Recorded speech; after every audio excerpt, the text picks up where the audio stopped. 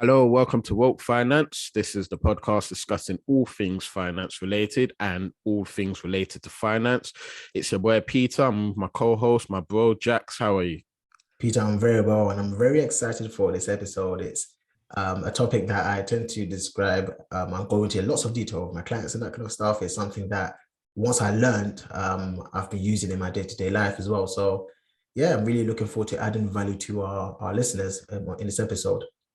Come on. And actually, it's our first time we're actually recording on screen. We might not release that though until a long time, but we'll certainly release the audio as well. So that's interesting. But nah, Jax, this is going to be one of those episodes where we just take a deep dive into a topic that we hear of every now and then. But I think it's going to be one of those episodes where we really truly find out the effect and the difference that this particular topic can make in one's life and generation to come as well. But before we do that, just a massive shout out to our listeners all over the world that keep tuning in and supporting us and hopefully gaining some value from what you hear here on Woke Finance podcast. So a massive shout out to you, lot.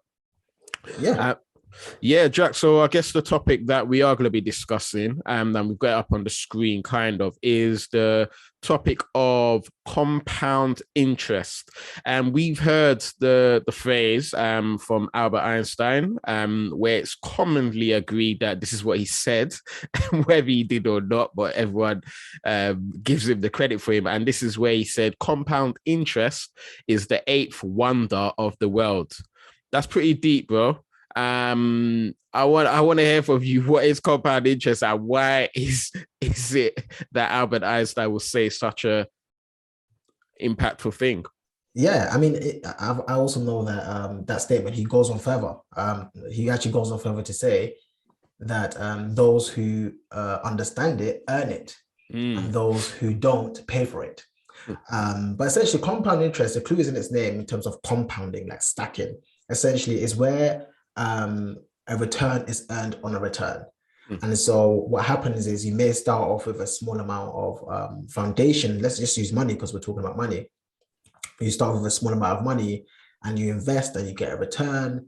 But then in one year, you might get a return. The next year, the return that you get is based on a different principal amount. It's based on a different amount. I'll give you an Mm. example. If you invest £100 today and you get a 10% return, your money will grow from £100 to £110. The next year, even if you get the same return again, 10% return, you're no longer just making £10, you're making £11 because the 10% return is on the interest from before as well, right? Including the Mm. principal. So it's 10% on 110. So now Mm. you go from 110 to 121. So Mm. notice your first return was 10%, but the next £10, sorry, but the next return was £11 and nothing's changed. Mm. Nothing's changed. And so that is the wonder. Oh my goodness. So without having to put anything in or get a crazy return and that kind of stuff, you're actually still growing your portfolio at an exponential rate. And that's the key word, Wow. exponential rate. The reason why he says those who understand it earn it, it means those who understand it know that they should be investing. And Mm. as we dissect this, we know why people do so. And it says those people that that don't know it, pay for it. It's those people that get themselves into debt and they don't pay the debt because interest works for you or against you. Mm. So when it's working against you, that explains why some people start off debt with a small amount, but it blows up to be such a substantial amount without anything really changing. Hmm. So that's the key thing. Wow. And even just that example of the £100, those first few years there, you might gain, I don't know, some interest, which brings you a return of £11, then it goes up a bit more and a bit more. But what we'll show actually later on this episode is just how much more that can actually get to. Do you know what's really interesting? The analogy that many people in the personal finance world use is that of a snowball. So, Mm. when you're building up a snowball, when you first start, it gathers a bit of snow and then it starts to really pick up and it gets picked up again and it picks up again. But if you roll that snowball on from the top of a mountain all the way down, by the time it goes all the way down, it's expanded, it's huge. It can kill you if you're not careful, right? Mm. Because the bigger it gets, the bigger it gets. And the bigger it gets, the bigger it gets, the bigger it gets. That exponential growth is what compounding is really, really about, that exponential growth. Hmm. Wow. No, absolutely, man. Let's get straight into it, man. So for our listeners, and even maybe if you're watching this on screen one day, but for our listeners, what we've got actually is what we call an investment calculator, which you can access from Google, and Jax will talk a bit about it. But what it allows you to do is just manipulate some numbers to really understand the power of compound interest and how investing can bring you a very healthy return over a significant period of time, which is what we always talk about here on the Woke Finance podcast. Yeah, so what I've done is I've gone on the website. It's called calculator.net. And if any of our listeners want to play around with the investment calculator, also known as a compound interest calculator, they can do so. And when you go on the website, it will be in dollars, but that doesn't matter. Numbers are numbers. You can convert that or use pounds. The actual numerical number is all the same. And so what I've got here, if I want to continue, Peter, is the compound interest calculator or the investment calculator tells you if you add certain things into this calculator, this formula, what would it spit out? You've got the starting amount, which is basically if you're about to invest, how much do you have to start off the investment journey? You've got after basically means, well, how long are you going to invest for? You've got the return rate, which is what return are you actually getting on the investment? You've got compound rate, which basically means how often are you compounding? Now, we normally go for annually because you make, let's say, a 10%, 8% return per annum. And then you've got additional contributions, which is basically how much more money are you going to put into your portfolio and how consistently, which we've got here, we're going to contribute at the end of each month, right? You can change this formula around here. You can contribute at the end of each year. If you're going to do it on an annual basis, you can change it around and play around with what suits your personal circumstances. And so what I've done here is I've started off with a small amount of money. I said, hey, most people can start off an investment portfolio for £100. Yeah. Right. If someone starts investing with £100 and they do this for 30 years, the time horizon or the time frame is long term. This is, let's say, it's a pension account. They're going to do this until they're about to retire. Right. Most young people have that time frame. Right. So 30 years. And they get a return of 8%, which is pretty standard. If you look at the S&P 500 index, for example, on average, it gives about 7 to 10% return, depending on the kind of analysis you're doing. You might hear some people say, hey, the S&P gives you a 10% return. It depends on the data points they're using. It could be over the past 20 years. Some people say 7 years over the past 100 years. So I've gone for 8%. And I've said this person is going to be consistent in putting £100 a month away into this investment portfolio. Yeah. If this person does that, what would the portfolio look like that 30 years? So I'll say it again. You're starting with £100, you're investing for 30 years, you get a very standard return of 8%, and you're going to commit to £100 a month. That person will end up with £142,000 in their portfolio. Come on. Okay. They would have started with £100. Out of all the £100 they've been putting every single month, they would have saved £36,000. Well, here it says total contributions, but what I like to tell people is see that as your savings. You've saved £36,000 of your own money. That's all those £100 that you were saving and depositing into your portfolio. And you've earned a whopping £106,000. Listen, Jax, this is one of those things where you have to see it to believe it. So well, there please, it is. Yeah, this calculator is amazing. No, 1,000,000%, man. Yeah, and that's the name of the game. That's the name of the game. By being consistent, by investing in good quality assets over a long period of time, as Albert Einstein said, compound interest is the eighth wonder of the world. You can see the wonder. From £36,000, you have gained an interest of £106,000. Such that your portfolio is £142,000. That's and I don't know about you, phenomenal. Peter, but the average person, I would say, can somewhat commit to £100 a month. Yes, and the idea is, yes, I agree. There may be stages in that person's life where they cannot do that, but as you said, over the average lifetime, you'll hopefully be in a position where you can put aside £100 a month. And no, that's just phenomenal to save 36,000. And this is not 36,000 over 2 or 3 years, where it might be a bit more challenging for the everyday individual to do, but literally over 30 years.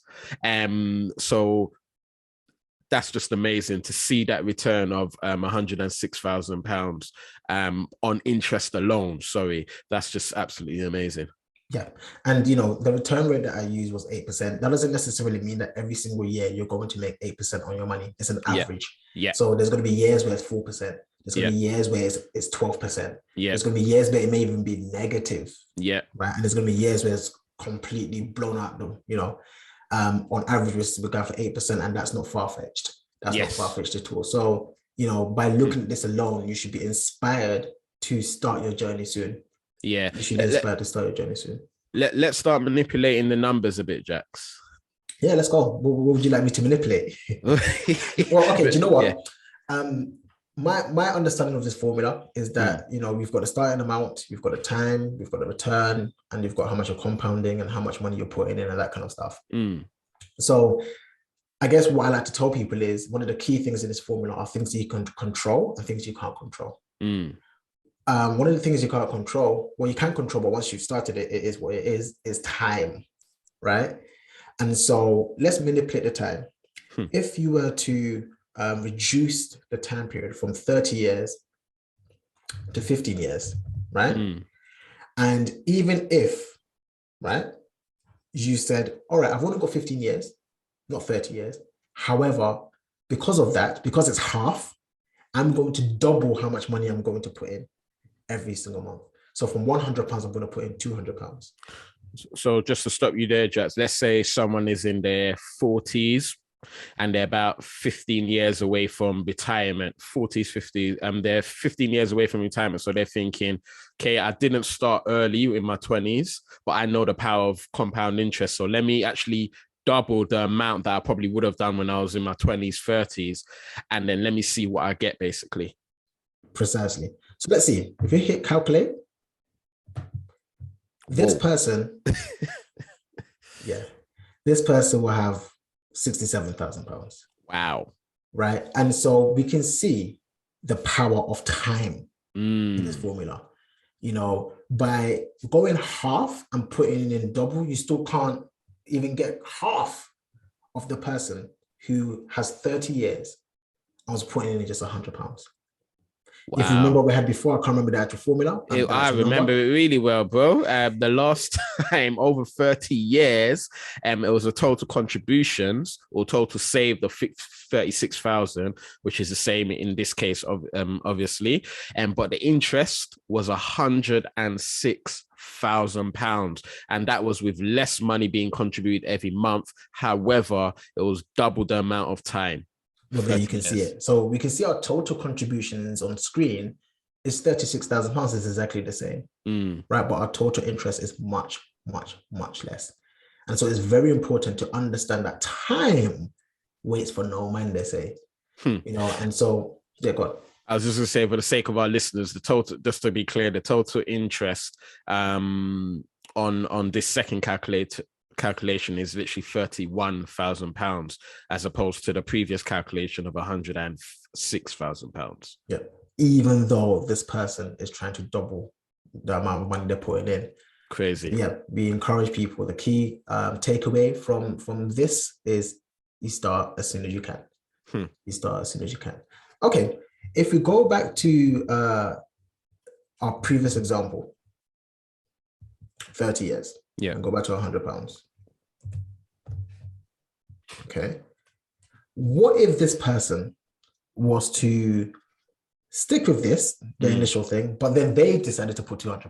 Let's have a look. Let's have a look as to what will happen. So 30 years, as a young person starting or wherever, if you have that time horizon and they believe, no, they can actually save a bit more than £100, so they can save £200. I'm looking forward to this. So if the person can save £200, put in an extra £100. Maybe they've got a side hustle and in a bit of change and they want to put this into the investment portfolio. Goodness me, Peter. £283,000. Wow. Okay, That's that's over the a end quarter of a balance. million. Come on. Yes. So their total contributions, as we can see on screen, will be double what it was before, which was £36,000 before, and now it's £72,000. But the interest, Peter, you see the interest is crazy, £210,000. And so by just increasing how much you're putting in by £100, which for most people, the marginal increase, to increase from 100 to 200 is not so terrible. The end balance doubles much more aggressively, if that makes sense. Yeah. Wow. That's absolutely amazing, man, and such a eye-opener. And I'm sure our listeners can play around with things. But Jax, can this calculator do almost like work backwards? So I want to, let's say me, I'm 20 years old or 30 years old or whatever, and I want to end, by the time I'm 60, I want to have £1 million. Can it kind of work backwards? Absolutely. So let's go to this bit here. It says additional contribution. If you're someone listening to our podcast or you're on calculator.net, it is the second tab. The second tab says additional contribution. So funny enough, I think I've actually worked it out before. So essentially what we're saying, Peter, if we're working backwards, this formula says put in your target, which we've put in as £1 million. We're starting off with the same amount, £100. We are going to invest for 30 years, and we are going to get the standard return of 8%. What we are asking the formula or the calculator to tell us is how much do I need to put into my portfolio over the 30 years at an 8% return, starting with just £100 to get to £1 million. And it's telling us we need £710 per month.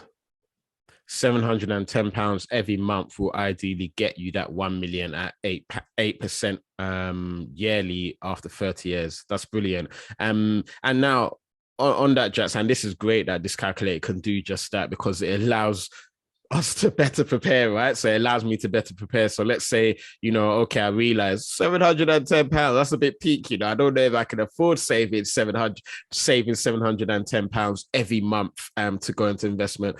What can I do about that? Well, a few things here. One, we can manipulate the formula, but before we even get there, remember when we're investing, we use vehicles for investing. And some of the best vehicles for investing, especially when you have a nice long-term investment horizon, like 30 years, is to use a pension. Remember, so the money going into a pension account is not subject to tax. And so it can get you closer to this £709. Obviously, depending on how much you're earning, how much you're actually contributing, you can move from your 10% or 8% contribution to 10%, 10% to 15%. So that's one of the ways you can actually get closer to this amount. And within that, you can also manipulate the formula. And to manipulate the formula, of course, we can change, for example, the starting amount, which I know is not going to be the main change. But what we can change, obviously, depending on how much you're actually dealing with, but the main change could be the return that you're getting on your investment portfolio. If you were to go, so as an investor myself, I aim and I hope for an average return of 15% per year, because I'm willing to do the research into company. Now, if I'm willing to do research, I want to be getting much more of a return than 8%. Otherwise, why would I not just use a robo-advisor? Why would I not just invest in an index fund and leave it as that? Yeah. So if we was to change that to 15%, which I think is quite reasonable, let's see. Wow. Look at that. Look at that. For our listeners, if you want to make £1 million, starting off with £100 in 30 years, you need to average and averaging 15% per annum. All you need to put into your investment portfolio is £178. Wow. So you see, by manipulating the formula, by manipulating the return rate, you need to put in less money. And Jax, what that's telling me is and we talk about it all the time on this podcast, and particular about making well-informed investment decisions. The average sort of return rate, I guess, is around 8%, but we obviously want to beat that market average. But the only way you're going to do that successfully over a period of time, like 30 years, is really ensuring that you're making informed decisions, doing the right amount of research, and taking the right level of risk, and not being silly with your money, essentially, as well. Yeah, and I say things like, obviously we talked about the vehicle you're using, the actual account that you're using. You aim for the tax efficient accounts. You also try to pay less fees as well. So the amount of fees you're paying contribute towards this. If you're paying less fees, that reduces the amount of money you actually need to put in as well. So these are things to consider. Yeah. So for that first example where it was at 8%, and the calculator said that you need to save like £700 to reach your million after 30 years. Are you essentially saying, if I saw that and I said I can't afford 700, however, my workplace pension or whatever, I'm already giving like 400. So essentially, obviously, it's not that accurate, but essentially, I only really need to save like £400 because my pension is already contributing to some of that. Absolutely. Yeah. And within your pension, you can increase the amount, right? And then you gain more because it's not taxed. Yeah. Kind of thing. So yeah, it's about being very, very intentional with how much of your income is actually going towards some sort of investment portfolio, whether it's your pension account, or in the UK, we've got other financially tax efficient accounts like the stocks and shares ISA. Yeah. If you can do this, then the £700 might seem a lot if you're looking at one place. Yeah. But actually, when you consider the fact that your pension, your money, if you're part of like an auto enrollment scheme, you're actually being contributed towards already. Absolutely. Then the additional could be made by your own personal investments, or even you can open up a SIP, a self-invested personal pension as well, which gives you a 25% return. Love it, man. Love it. Wow, man. And what this does, Jax, is just, I don't know about you, but it just makes things seem so real and realistic as well when you actually work things back, because it allows you to be a bit more intentional and proactive. So now for our listeners, I definitely encourage you, if you haven't done so already, play around with this calculator, man, and start working things out. Jax, we've given like the time horizon around 30 years or so. We might have some listeners, and we do have listeners when we check out who's actually listened to our podcast. You might be, 40. You might be 50, and we get the occasional listeners who are a bit older than that. And they might be thinking, gosh, man, I don't have 30 years or whatever. What can one do, man? The key thing, again, is looking at the formula and say, okay, what can I manipulate? The key thing is obviously the starting amount would have been great, because the older you get, you should have saved more, which is what helps most people that are at that age, because they've had longer times to save. They may have not invested, but they've got a nice starting point. The nest egg is actually pretty decent, which helps the formula. There's that. Obviously, the next key thing you can't run away from is you have to contribute more. You have to contribute more. It's as simple as that. You have to contribute more than the person who started much, much, much younger. The next part of the formula will be to get higher returns, like we've just used here. We'll get a higher return rate. The only issue I have with that usually is to get a higher return rate, you may need to take more risk, which is actually contradictory to what most we should be doing at the latter stages of their life, because really and truly at that stage you want to be taking less risk. So it's rather unfortunate, and I guess the younger listeners should really listen to this and use this as a lesson learned, that hey, you want to start as soon as possible. You don't want to get to a much later in your life and then start investing. But yeah, the key thing will be to just contribute more and be very careful to not make any negative returns, I would say. No, absolutely, man. And you know what? Obviously, I just put that up so we can ensure that we are capturing our varied audiences. But we will say, depending where you are, particularly our generation and the ones coming after us, we're trying to encourage people to be proactive, intentional, long-term, having a long-term mindset. Hence why we put in numbers like 15 and 30 years, like it's nothing. Some people might think that's long, but no, man, it's having that longer-term mindset for your generation. But just as importantly, your generation to come, man. So let's start breaking cycles and chains that we've grown up into, man. So Jats, this has been really, really good. Yeah, I'll be honest. I come on this calculator like every quarter because it just excites me. Because obviously we started this journey 5-7 years ago, etc. And we're on this journey, growing our portfolio, and it encourages me to, figure out how I can manipulate this pieces of the formula in my favor. How can I increase my return rate by becoming a better investor? By having a good flavor or good mix of investments in my portfolio. The great thing is, it excites me that I've started young. I'm 31. I started this in my early 20s. And so, that excites me and it boosts confidence. And also I know that if I can put more money into my portfolio, I can grow it at an exponential rate. So it encourages me to create side hustles and to earn more and save more. So I would encourage our listeners that every so often, as you do like a personal finance review, which I encourage to do at least twice a year, really play around with this formula and put in the numbers and be realistic with the numbers, and sometimes be unrealistic with the numbers just to get yourself excited and see what we can actually really achieve. But it makes things more realistic and really achievable when you put it into this kind of context. No, absolutely. And what you might find is that maybe for 30 years you can't contribute £200, but realistically in the first couple of years you can contribute, I don't know, £50 even, but then you have an intention to increase it as your ability to earn more income increases, etc. And then it might actually end up averaging around 200 in 30 years to come. So the key thing is being intentional, actually starting however small and then building up from there. Totally agree. It's all about getting into the habit, build a habit, try and automate it as well, direct debits. Take the emotion away from investing, I always say. That really, really helps. Contribute towards your pension.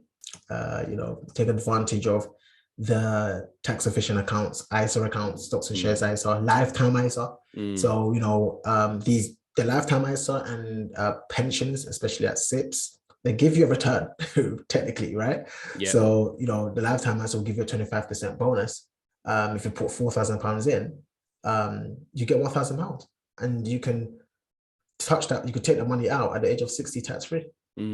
So we use 30 years as an example. I'm 31, so I've got that time horizon to be putting in £4,000. In fact, let's play around with calculator, Peter. Yeah, man. Let's do another one, man. Yeah. So if you go back to the end amount, now the maths here will not be completely accurate. But let's just, because there's other things about the lifetime ISA as to when you stop contributing. But let's just, for fun, let's just play around with the numbers. If I started with £4,000, let's make it 5,000. Because you get your £1,000 bonus, right? And you get an 8% return, and you put in, goodness, what's 5,000 divided by 12? My maths. I'm gonna say 4 point something, 4.2, 4.25. No, you're very intelligent. It's 4.17. 4.17. £417 a month, right?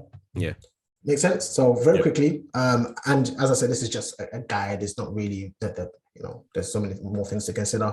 Starting with £5,000 and do it for 30 years, assuming I'm 29 or something. Get an 8% return and try and exhaust this for the next 30 years, if that was possible. I will retire a happy man. Quite a happy man indeed. Yes. So for our listeners, we would end up with around £640,000 rounded, and we would have contributed around £150,000, and we would have earned a whopping £483,000 in interest. As I said, the maths is not accurate because there's things that we didn't include. For example, I know that with the lifetime ISA at the age of 50, you can't contribute any more money, but it just grows. Wherever you've invested grows. But just to give you context as to if you were investing, starting with £5,000 today and investing £400 a month, you'll be over $500,000. Which is brilliant. And Jats, we always talk about on our podcast episodes, and for listeners, actually, one of the good episodes to listen to is getting your finances ready for either 2021 or 2022, which we've just released quite recently. Because when you do listen to episodes like that and some of our other episodes, you realize that all these figures it's pretty much the money that we just put aside, but we plan to end up with other assets as well. So whether it's actual businesses that we might run, property, etc. So this even excites me even more to know that this is just one part of the portfolio, so to speak. Yeah, as I said, when we use the example and it said £700, well, that's quite a bit, to get to your million. Yeah. But if you're contributing towards a pension through work, right? And you're getting the company's also contributing a certain amount because you get top ups from your business or the company you're working for. And let's say over time, especially our age where we are, what we call we're in a stage where we're in an asset accumulation stage, we're accumulating assets slowly in our 30s. If you accumulate some rental properties and you're getting rental income, guess what you can do with that rental income?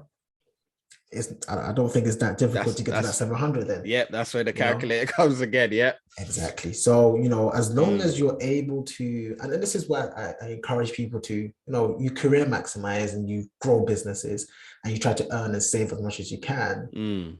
But even if you're someone who's employed and you earn the standard salary, for example, you can earn additional amounts through a side hustle where you might not earn a lot, you might even earn an extra £200 a month, like £50 a week.